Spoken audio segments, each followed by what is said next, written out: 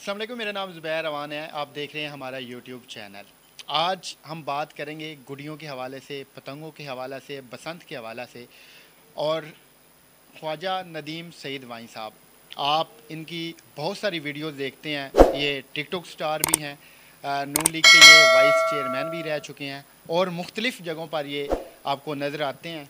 आज भी आपको हशाश बशाश वही पुराना इनका अंदाज़, वही इनकी खूबसूरती, कुछ इस हवाले से भी इनसे बात करेंगे। सर, सबसे पहले आपका बहुत शुक्रिया, आपने हमें टाइम दिया। जी वालेकुम अस्सलाम। ताजदार ख़त्म तो ज़िंदाबाद। आपका शुक्रिया, आपने अपना कीमती टाइम निकाला और मेरी आवाज़ जो है वो आपके चैनल के ज़रिए पब्लिक तक जाएगी और इंशाल्लाह उनको फ़ायदा होगा, बहुत सी अवेयरनेस हासिल होंगी उनको। सर, आए तो हम गुड़ियों पतंगों की बात करने थे, लेकिन उससे पहले आपकी हम खूबसूरती की बात करते हैं। आज माशाल्लाह आप तो काफ़ी फ्रेश भी हैं, यंग भी हैं। राज। जी अल्हम्दुलिल्लाह, ये देखें कि सबको अल्लाह ने बनाया, अल्लाह कितना खूबसूरत है और उसकी बनाई हर चीज़ खूबसूरत है। तो इंसान अल्लाह अल्लाह करे, नमाज़ पढ़े, पाबंदी के साथ जो है वो दीन की तरफ राग़िब हो, तो अल्लाह ताला उसे कभी बदसूरत होने नहीं देता। तो अल्हम्दुलिल्लाह ये सारे मामला सियासी मामला भी हैं और सब कुछ उसका बिज़नेस भी करता हूँ, सियासत को भी देखता हूँ, लेकिन अल्लाह ताला की पासदारी भी करता हूँ, उसके कानून की भी। भाई साहब, आपकी टिकटॉक पे मैंने काफ़ी वीडियोस देखी हैं, ये आपको ख्याल कैसे आया? जी टिकटॉक पे बेसिकली मेरे बहुत से फैंस हैं, बच्चे हैं, छोटे भाइयों की तरह हैं। वो मुझे तो इतना पता नहीं था, वो आते थे मेरे साथ और वीडियोस बना के चले जाते थे। वो फिर जब उनकी वीडियोस जो थी वो पब्लिक ने बहुत पसंद की, इनको लाइक्स मिले, उनको बहुत सारे फॉलोअर्स आए, तो फिर वो बच्चे आते हैं और मेरे साथ टिकटॉक बनाते हैं। लेकिन मेरी कोशिश है कि मैं हमेशा एक पॉजिटिव जो है उनको बताता हूँ कि आप एक पॉजिटिव बनाया करें इसको, बजाय इसके कि आप किसी के ख़िलाफ़ वीडियो बनाए या वो कर दिया, ये कर दिया। आप अपने आप को इस तरह शो करें कि जैसे एक मुसलमान, देखिए मेरी बहुत सारी टिकटर्स हैं जो इस्लामी तौर पे हैं, मैंने बहुत सारी टिकटर्स बनाई हैं। फिर मेरे पास जो बच्चे आते हैं वो सॉन्ग भी लगाते हैं, लेकिन मैं उनको तरबियत जो दे रहा ना वो ये है कि माँ बाप की खिदमत करें, इलाके में दोस्तों का, महल्लेदारों का ख्याल करें और हकूक़ुल बात के ऊपर मुकम्मल तवज्जो दें। पहले हम लोग बड़ी गुड़ियाँ उड़ाते थे, आजकल नहीं उड़ा पा रहे, पाबंदी लगी हुई है। आपने गाना सुना होगा, छड्डो सानू गुड्डियाँ उड़ान दो जान दो। जी मैंने ये सॉन्ग सुना है। पहले सॉन्ग था गुड्डी वंगर अज सानू सजना उड़ाई जा।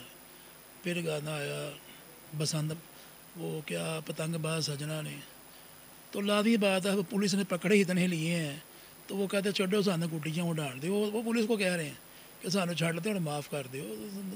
मतलब कि ये एक बिज़नेस बन गया है कि बच्चा एक छोटा सा वो घर के ऊपर छत पे बैठा है और वो उसको पता नहीं है पतंगबाजी का, लेकिन वो वीडियोस देखता है या पुरानी बातें सुनता है अपने अपने वालिद की या महल्लेदार में किसी दो बुज़ुर्गों की, तो वो उसका भी दिल करता है।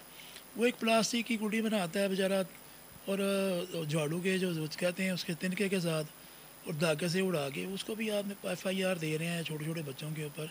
ये बड़ा जुल्म है। सर, हम बच्चे हैं, आप माशाल्लाह हमारे सीनियर भी हैं, आप हमारे बड़े बुज़ुर्ग भी हैं, तो आपका भी दिल करता है गुड़ियाँ उड़ाने को? देखिए मैंने तो गौरबड़ी से पैदाइश है, अंदरून से आपको पता है कि पतंगबाजी ईजाद ही यहाँ से हुई है और अल्हम्दुलिल्लाह मैं सदर भी रह चुका हूँ, चेयरमैन भी रह चुका हूँ। और आज भी जो लास्ट टाइम पे एक बसंत कमेटी बनी थी कामरान लशारी साहब के साथ, तो वो उस कमेटी में भी मैं ही हेड था उस पतंगबाजी के हवाले से। तो बहुत सी सिफारशात भेज चुके हैं, लेकिन मैं समझता हूँ कि ये गवर्नमेंट ही नहीं चाहती कि लोगों को ऐसा इवेंट दिया जाए जो लोगों को खुशी दे, जो लोगों को रोज़गार दे। रोज़गार बातों से नहीं मिलता, खुशियाँ बातों से नहीं होती। आपने इसके ऊपर अमल करना है, इसको अमली जामा पहनाना है। तो मैं चाहता हूँ कि आज भी अगर ये हुकूमत, मौजूदा हुकूमत जो है, अगर वो कोशिश करे तो एक कानून साज़ी करके इस बसंत वाले इवेंट को वो बहाल करके पाकिस्तान को एक अच्छा इवेंट दे सकते हैं, लोगों को खुशियाँ दे सकते हैं। लोग बाहर से आते थे यहाँ पर बसंत मनाने के लिए और फिर ये लाहौर शहर जो था اس لاہور شہر کو جو زندہ دلانے لاہور کا لقب ملا ہے یہ بسنت کی وجہ سے ہی ملا ہے۔ بسنت پہ پابندی لگنے میں آپ کو کس کا قصور نظر آتا ہے، ہم جو عام شہری ہیں یا پھر کوئی اور ریزن ہے؟ دیکھیں اس میں عام شہری بھی شامل ہیں، اور وہ ایک بڑی ایک مثال ایک بڑی مشہور ہے کہ گھر کو آگ لگ گئی گھر کے چراغ سے۔ تو یہ جو دھاگا بنانے والی فیکٹریز تھی نا، انہوں نے جو دھاگے بنائے وہ نقصانات کا سبب بنے، اور موٹے دھاگے بنائے، اور اس طرح کے تھریڈز بنائے کہ جو دو ہاتھوں کی پاور لگا کر بھی نہیں ٹوٹتے تھے۔ تو پہلے بھی ڈوریں پھرتی تھیں، وہ بریک ڈور ہوتی تھی، دھاگا بریک ہوتا تھا۔ وہ جب بائک والے کے اوپر گری، کیونکہ یہ نقصان ہی صرف بائک کے اوپر ہوا ہے، جتنے بھی نقصانات ہوئے ہیں، جتنی جانیں گئی ہیں، وہ بائک کے اوپر ہی سارے حادثات پیش آئے ہیں۔ تو یہ بارہا ہم یہی کہتے ہیں، بار بار کہتے ہیں، حکومت کو بھی بڑی دفعہ کیا ہے، قانون ساز جو قانون بنانے والے ہیں ان کو بھی بارہا یہ کہہ چکے ہیں، ان ریٹن لکھ کے دے چکے ہیں کہ یہ 8 سے 10 لوگ ہیں جنہوں نے اپنے مفاد کی خاطر پوری پاکستان کی خوشیاں چھین لیں، اور وہ آج بھی اسی طرح کاروبار کر رہے ہیں، وہی دھاگے بنائے جا رہے ہیں، کچھ باہر جا رہے ہیں، کچھ یہاں لوگ بیچتے ہیں۔ تو یہ وہ پہلے تو یہ ہوتا تھا کہ دھاگے کی قیمت ہوتی تھی بڑی معمولی سی، پابندی لگنے سے اب 10 سے 50 گنا اس کی قیمتیں، بلکہ 200 400 گنا قیمتیں اس کی بڑھ گئی ہیں۔ اب ان کے لیے فائدہ ہے، پہلے وہ دن رات کام کرتے تھے، جتنا پیسہ کماتے تھے، اب وہ ایک مہینے میں جتنا پیسہ کماتے پہلے 1 سال میں کماتے تھے۔ کیا ایسا ممکن ہے کہ صرف ایک مخصوص دن کر دیا جائے جیسے پہلے ہوتا تھا، اور اسی دن کے اندر سیف طریقے سے اسی تہوار کو پھر سے بحال کیا جائے؟ دیکھیں کرنے کو تو سب کچھ ہو سکتا ہے، کہ آپ کو یاد ہوگا، بلکہ آپ چھوٹے ہوں گے، کہ پہلے ہمارے وقت میں یہ تھا کہ اسکوٹر کے آگے شیشہ لگا ہوتا تھا، پلاسٹک کا ایک انہوں نے اسکرین لگائی ہوتی، بیچ میں شیشے کی اسکرین ہوتی تھی سیفٹی کے لیے۔ تو سیفٹی راڈز اگر دے دیے جائیں موٹر بائک والوں کو، اور 2 دن کی بسنت دے دی جائے کہ بھی آپ بسنت منائے، بات ختم، تو یہ ہو سکتا ہے۔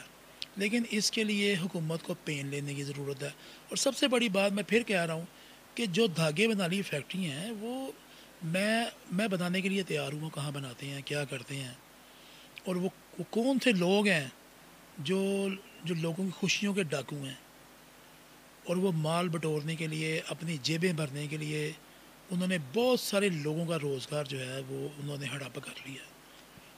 آپ تو ہمارے لیڈر ہیں، آپ کائٹ فلائنگ ایسوسی ایشن کے ممبر بھی ہیں، تو آپ کچھ ہمیں بتائیں کہ ہمارے یہ جہاں جو یہ نوجوان ہیں یا پھر جو دیکھتے ہیں وہ اس تہوار کو منا سکیں۔ دیکھیں اس تہوار کو جس طرح ہم مناتے رہے ہیں، باہر سے بھی ڈیلیگیشنز آتے تھے، پورا ایک اہتمام ہوتا تھا۔ اب میں 2000 کی بات کروں گا آپ سے، کہ کامران الاشاری صاحب نے جشن بہارا کے نام سے ایک ایونٹ سرکاری طور پہ جو تھا وہ ریس کورس پارک میں شروع کیا۔ تو وہ میں اس کا بھی ممبر تھا، اور یہ بسنت فیسٹیول تھا وہ میرے انڈر ہی وہاں ہوا، 6 سال ہوتا رہا، 2006 تک ہوتا رہا۔ لیکن وہ میں بارہا یہ کہتا رہا کہ یہ موٹے دھاگے بند کروا دیے، یہ موٹے دھاگے بنانے والی فیکٹری جو تھیں، انہوں نے مجھے باقاعدہ طور پر مجھ سے وعدے بھی کیے، پھر مجھے حلف نامے بھی لکھ کے دیے جو میرے پاس آج بھی موجود ہیں۔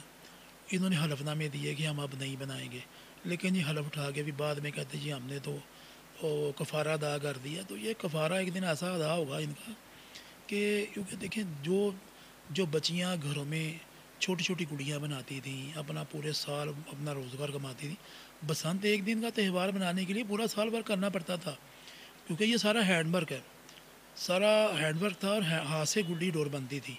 تو انہوں نے کیا کیا کہ ان سب غریبوں کا، غربا کا جو ہے وہ حق کھا گئے ہیں، اور دنیا میں بھی ان کو اس کا حساب دینا پڑے گا، اور آخرت میں بھی اس کا حساب ان کو ضرور دینا پڑے گا۔ وہیں صاحب آپ کو یہ معاملہ حل ہوتا ہوا نظر آ رہا ہے؟ کوئی نوجوان آنے والے دنوں میں یہ بسنت منا پائیں گے؟ دیکھیں ابھی تو اس وقت یہ ہے کہ لاہور کے علاوہ باقی شہروں میں بسنت ہوتی ہے، صرف لاہور میں بسنت نہیں ہوتی۔ جو بسنت کی ماں ہے وہ بیچاری بے آسرا، بے یار و مددگار، بیچارے دوسرے شہروں کی طرف دیکھتے ہیں، اور میں سمجھتا ہوں کہ لاہور کے ساتھ بالکل ایک یتیموں والا جو ہے وہ کیا کہتے ہیں اس کو سلسلوں کیا جا رہا ہے، تو یہ میں نہیں سمجھتا کہ اس ایونٹ کو، اس پتنگ بازی کو، اس ایونٹ کو ہم محفوظ کر سکتے ہیں۔ سب کچھ ہو سکتا ہے، ہر چیز ممکن ہے، کوئی چیز ناممکن نہیں ہے۔ اگر کوئی پاکستان میں کوئی وبا آئی ہے تو ہم نے اس کا ڈٹ کے مقابلہ کیا ہے، اور اللہ کا فضل ہے، جب آپ کو پتہ ہے کہ ڈینگی آیا تھا تو بڑا شور مچا، بہت سے حادثات ہوئے، لیکن ہم نے سب نے مل کر ایز ایک خوبصورت قوم اس کو حکومت کے ہر بتائے ہوئے راستے پہ اور ہر بتائے جو بھی انہوں نے ہمیں سجیشنز دی تھیں اس کے اوپر عمل درآمد کیا، تو ہم اس سے محفوظ ہو گئے۔ اب جیسے یہ کرونا والا آیا، دیکھیں لوگوں نے اپنی شاپس بھی بند کی، کاروبار سارے بند کیے، اسکول کالجز بند کیے، اور حالانکہ یہاں تک کہ اسکولوں کی فیسیں بھی ادا کی، اور اسکول ایک تقریباً 6 مہینے سے بند ہیں اور فیسیں اس کی جا رہی ہیں۔ مطلب کہ اگر آپ فیس نہیں دیتے تو وہ آپ کو چلان فارم بھیجتے ہیں، فیس نہیں دیتے تو وہ آپ کو نیکسٹ کورس نہیں دے رہے۔ مطلب کہ آپ تو ہمارے لیڈر ہیں، آپ ہی کچھ کریں ہم یہاں پہ بسنت منا سکیں۔ تینوں کیویں جان گے باہر شیخو پورے یا خوشاب یا کیویں بسنت اتنے جا کے منان گے؟ دیکھیں بیسیکلی میں لیڈر تو آپ کی بات ٹھیک ہے، لیکن آخرکار میں ایک پاکستان کا شہری ہوں، اور اس شہری ہونے کے ناطے مجھے اس کے قوانین کے اوپر بھی پابندی لازم ہے، تو میں تو اس پابندی میں ہوں۔ جب حکومت اجازت دے گی تو بالکل یہ شوق اچھے طریقے سے ہوگا۔ مجھ سے میرے مشورے سے، میرے تجربے سے اگر فائدہ لینا چاہیں تو میں حاضر ہوں، لیکن اگر وہ سوچیں یہ پارٹی بازی نہیں ہے، یہ ہمارے پاکستان کا معاملہ ہے، پاکستان کے لیے سب ایک ہیں۔ اگر آپ کسی کو ووٹ دیتے ہیں، میں کسی کو ووٹ دیتا ہوں، تو یہ بات رائی نہیں لگتی۔